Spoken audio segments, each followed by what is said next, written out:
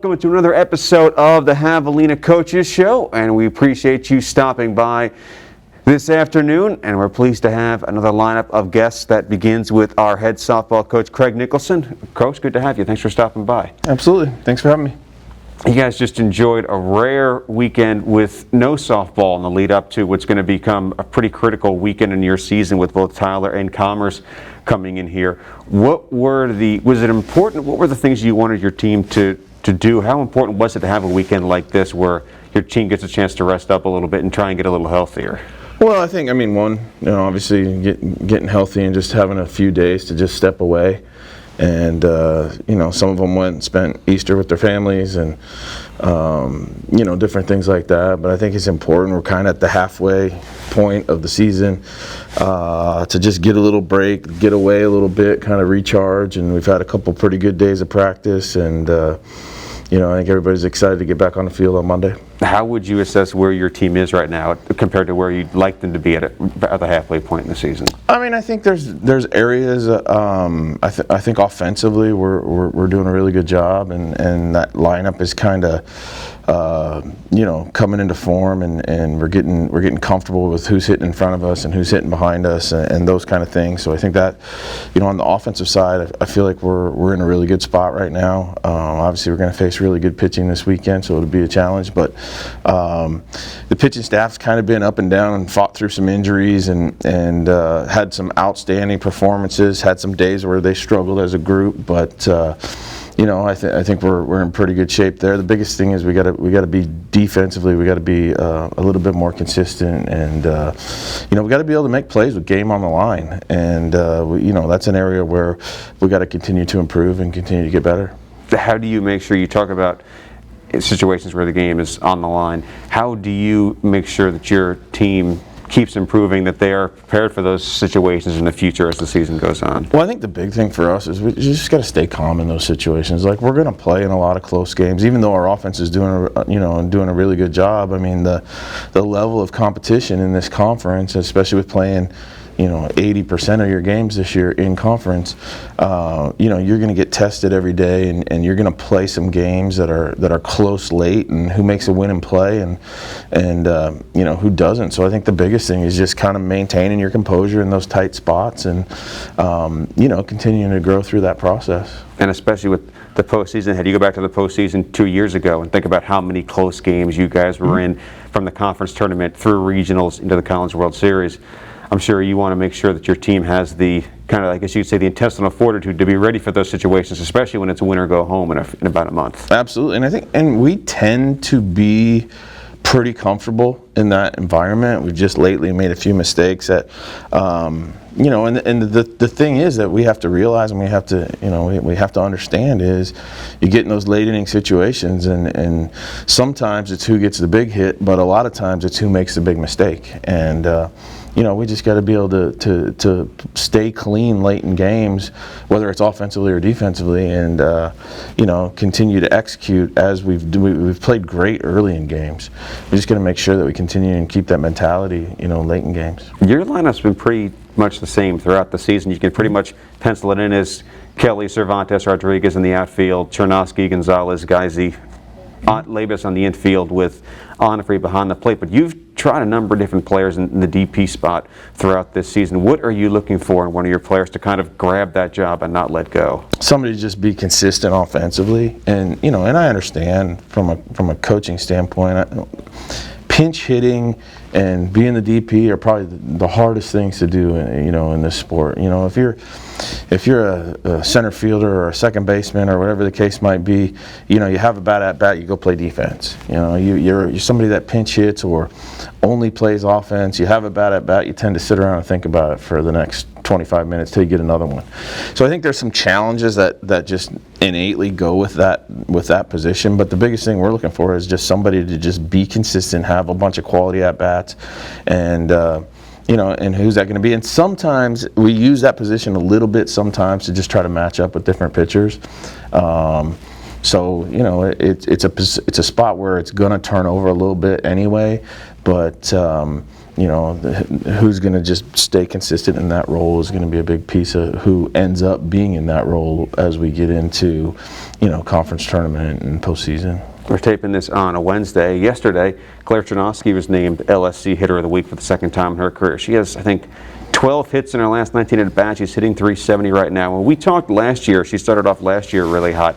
You mentioned how you felt like her confidence was really high, and that was one of the things that was leading to her success. Are you seeing a lot of the similar things right now? Yeah, I think you could say that about any hitter, right? But I think, for certain hitters, it plays a bigger role. And I think that the thing with Claire right now is she's getting a lot of good pitches to hit. And that's her doing that.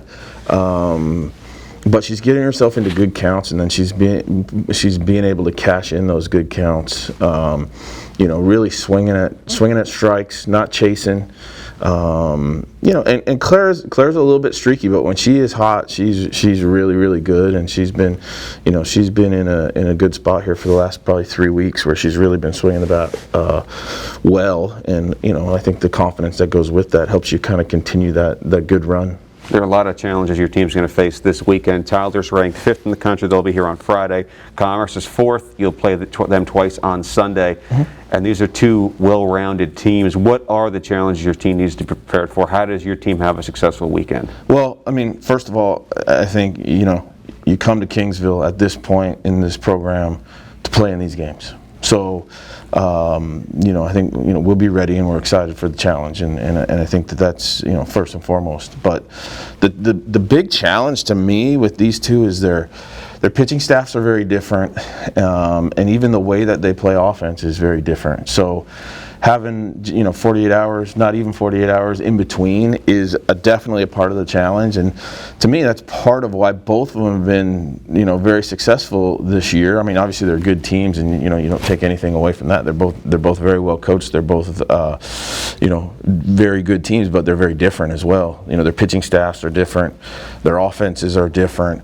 So when you try to prepare for that, for that scenario, there's not a lot of common ground in terms of the way they go about doing things, which makes it a really tough prep week, and makes them even more of a challenge. Where if you're playing one of them in a 3-game series, you could only prep for that team, it would change the dynamic just a little bit. So I think that's a big challenge with them. Tyler is, I think the word that I would use is just scrappy. They're just going to compete their tails off, and they don't strike out offensively. Their pitchers don't walk anybody. So that's the challenge with them. Commerce, they're going to be a little bit more. They're going to walk a few more from a pitching standpoint. They're going to walk a few more, but they're also going to strike out a few more. Offensively, they're going to strike out a little bit more, but they're going to hit for some power. So just the different dynamics of those two is definitely a challenge. Well, Coach, we wish you the best of luck this weekend. Thanks for the time. Absolutely. We'll take our first break here on the Javelina Coaching Show. We'll be right back. Don't go away.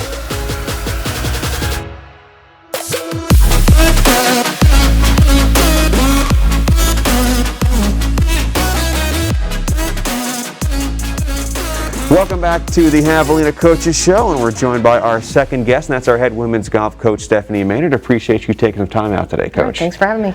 Just a week away from, actually, we're hitting this on a Wednesday. This time next week, you guys will be playing in the conference tournament, and you guys are coming off, in my opinion, two, I think, your best performances of the season. You had two players finish in the top 20, I think, in each of your last two events, if I'm not mistaken, including Christina Gutierrez has put together 5 straight rounds of really good golf in the last 2 tournaments. Is this the way you want to see your team playing as we head towards the conference tournament? Absolutely. I tell them all season that this is how we want to play well in April and May. That's when you want to play your best golf. So seeing them really starting to put some rounds together has been a good confidence booster. You mentioned the last time we talked, you said you felt like your team needed to improve around the green. You needed to get better as far as putting was concerned. You've talked about you guys were going to spend a lot of time working on that over the course of the next few weeks. In the lead up to this point in the season, how much have you seen that time put in and that hard work paying off? Oh, a lot. Their confidence has grown exponentially in the past few weeks around the greens. We're using different clubs around the greens, hitting different shots, which is allowing us to get it up and down a little bit more. And allowing us to be more creative. Which frees things up. Back in the fairway and off the tee box. So it's been good to see them really embrace the creativity. What do you like about the way Christina's playing right now? She's just solid all the way around. She's pretty relaxed. She's not trying to push anything to happen at this point, which is good. You need to be relaxed in order to play well. So she's been. I would say honestly, with her, the creativity around the green has been really, really good. She's really, really grown on the greens as well too, with the confidence level of her putting. That's kind of been an area where she's struggled over the past 3 years, and the past couple of weeks she's really, really shown that she is a good putter and that she's starting to believe that. How much do you think that added confidence helps her when she's on the golf course? Like I said, it frees her up to hit shots. She's the type of player that has got all the shots in the bag. She can hit it high, she can hit it low, she can hit it to the left, to the right. She can really move the ball, and that gives her a little bit of an advantage over some other people who can't necessarily do that. So I think feeling like she can make a putt from just about anywhere gives her the freedom to be able to hit shots and be more creative. Fatima Avila's coming off, I think, her highest finish as a Javelina in your team's last tournament. What have you seen from her? What are the improvements you've seen from her over the course of the last few weeks that led to a performance like the one she put together last time? I would go back to confidence.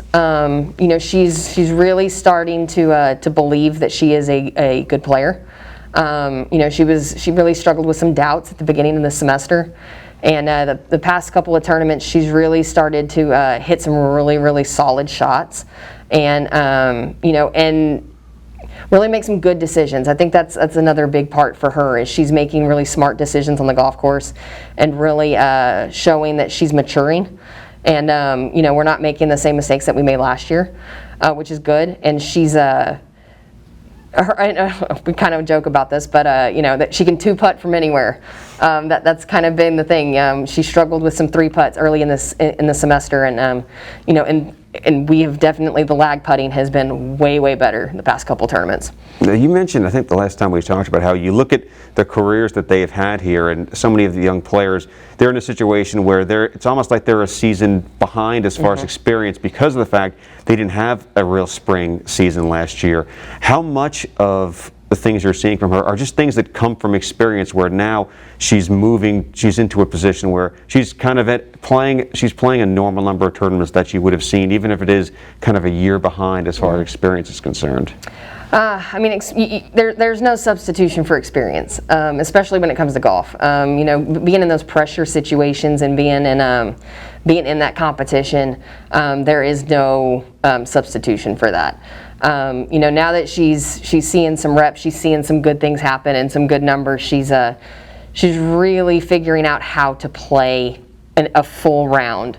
Sometimes you get kids that will have a couple of holes that will come up and bite them, and and mentally trying to get past that is a big hurdle, and she's really starting to figure that out. Obviously, the conference tournament is always a challenge. There are always a lot of good teams there. What are the things you want to make sure your team is prepared for, and you want to make sure your team is working on the lead up to these next 3 days? We want to keep the confidence where it's at, and keep building on that. We are, this week we're definitely working on, shot selection, playing smart. If we hit a bad shot, getting back into position, and minimizing damage. That's been a little bit of our struggle this semester, as we've taken some big numbers, and so really learning how to minimize the damage. If we hit a bad shot, what's the best way to get back into position? And and again, the short game is a huge way to do that. You can hit a bad shot, but you can get back and play, and then you can get it up and down. And I always tell them, one putt can save an entire hole. So, and we've had a lot of chip-ins this semester as well. So I think that's the main part that we're trying to focus on is, get back in position and get the ball in the hole as quick as possible. How ready do you think your team will be when they arrive at the first tee box on Monday? Oh, they're going to be ready to go. They are pumped, and they are excited to see some postseason competition. Well, Coach Maynard, we appreciate you stopping by. Thanks for the time. Best of luck this week. Thank you very much. We'll take another break on the Javelina Coaching Show. Don't go away. We have one more guest remaining. Stick around. We'll be back in a moment.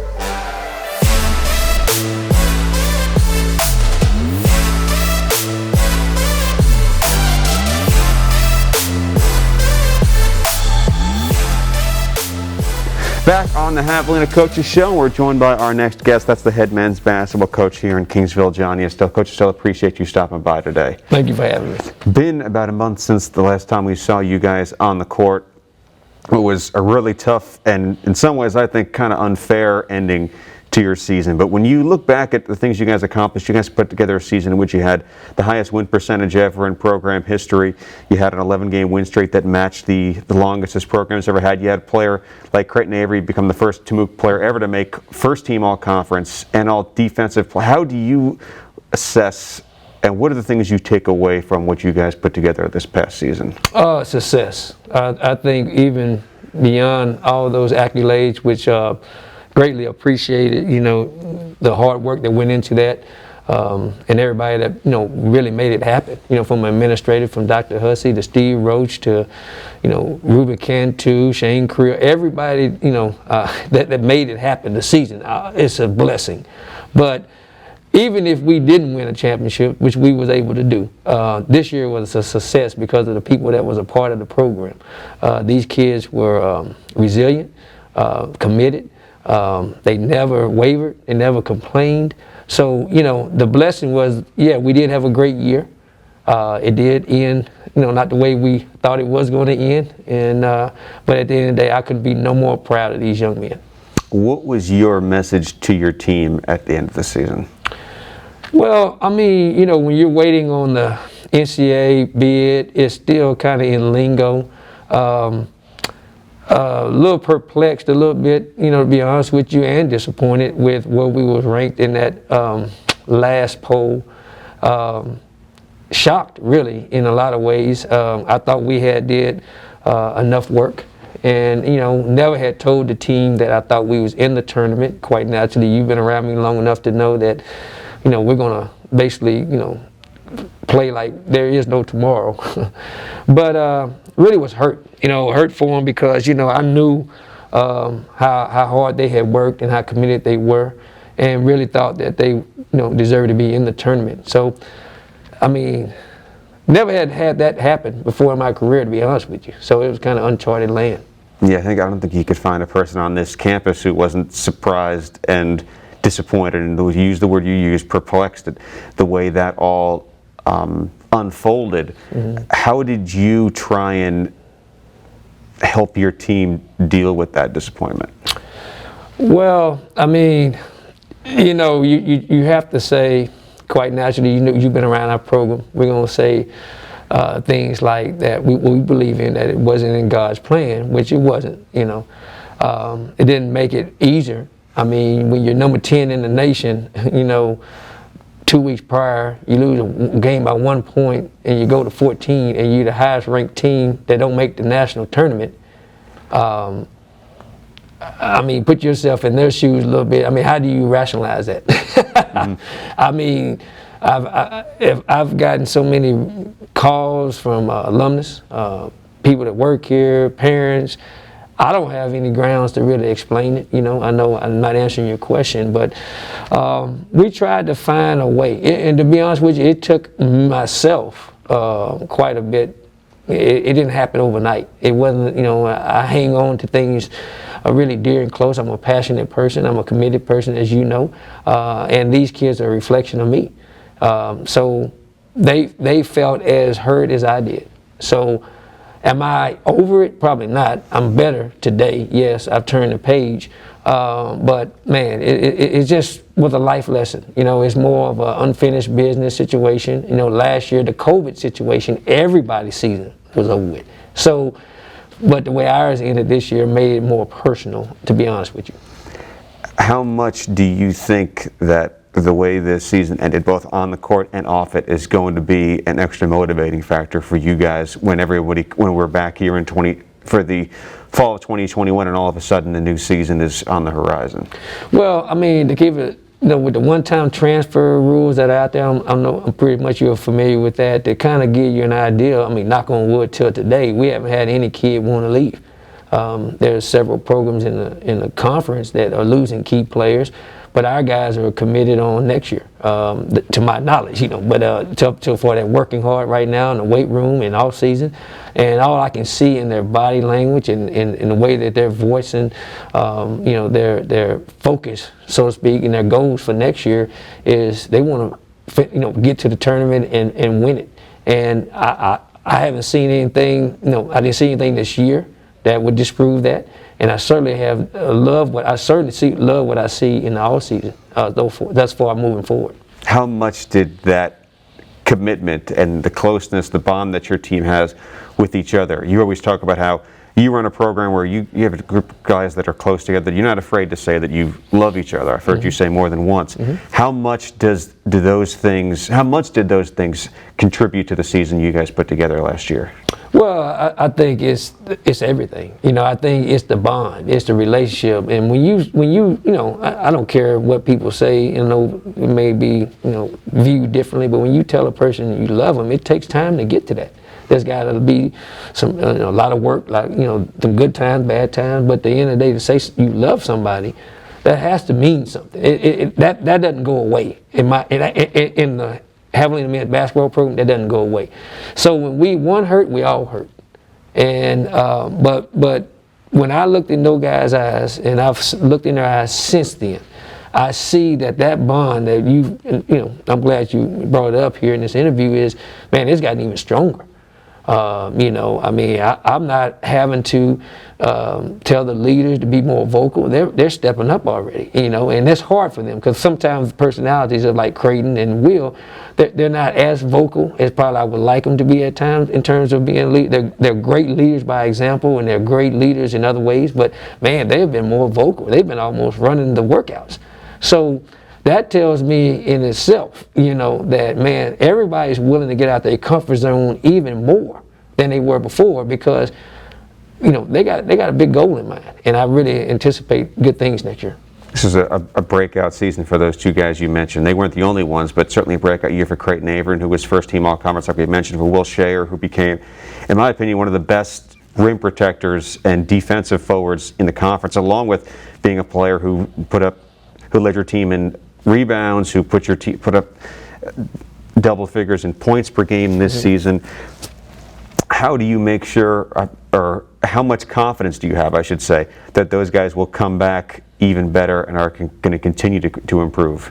Well, first and foremost, their character, and that's why we recruited them, because we knew that they were good players, but we also knew that they had so much room for improvement. But they had the families and the foundation at home that was going to push them. We're going to push them. But more important, they had the heart and the internal fortitude inside to be a great player. They're not interested in being average, and mediocre, which is great. Your best player got to be your hardest worker, got to be your most competitive. And those kids have helped us push our brand, for Javelina basketball to another level along with everybody else. And it's a group effort, As a leader, you have to lead guys that are wanting the same things. And everybody in that locker room, as you know, you've done the player of the game. They've been reserve players. There have been guys that played a lot of minutes. It takes even that great player that don't play well, or maybe not, he don't play the minutes that he's accustomed to playing that night, but he still has a great attitude because he's supporting that guy who's, helping us win that day. That's a uniqueness in today's society, especially in athletics, that you don't see. So those guys in that locker room have to keep the culture of that locker room right, and those two guys have really did a great job and have ascended to the position that we knew that they always can get. I know right now it looks like a long way in the future, though I'm sure you guys are probably counting down the days right now, but what do you expect this team's mindset to be in 21-22? Wow, that's a great question. Basically, it's what it is every year, to be the best. to get to the tournament, to continue, like what we say, write our own legacy. What kind of legacy you gonna leave? When you're busy working and trying to leave a legacy instead of, like a lot of guys, they don't have any idea, any accolades you gave our team this year or anything we accomplished. They don't know any of that. They don't know who the leading scorer is. They don't know who the leading rebounder is, because stats, they're important, but not to our team. What's important is the brand of basketball and how we play, and the commitment level and the passion and the pride that you exhibit every day. And hopefully, our fans and, our athletic administration and Dr. Hussey have seen through the efforts of our young men in the classroom and on the court and in the community that Texas A&M University Kingsville is important to them. And pushing the brand of the entire institution is important. And that's our focus every year. It doesn't change, and maybe a couple of faces will change, but the heart and soul of our team is already in that locker room. And a couple of guys that we will add, I'm pretty sure that they're going to fall in line with those guys, and it's going to be something special. Well, we look forward to it, Coach, and we appreciate you stopping by today. Thank you for your time. Hey, thank you so much, Mark. And thank you for tuning in to the Javelina Coaches Show. We'll be back next week with a new lineup of guests. Thank you to Coach Estelle, to our other guests, Stefanie Maynard and Craig Nicholson, and we'll see you again next week on the Javelina Coaches Show. Thanks for tuning in.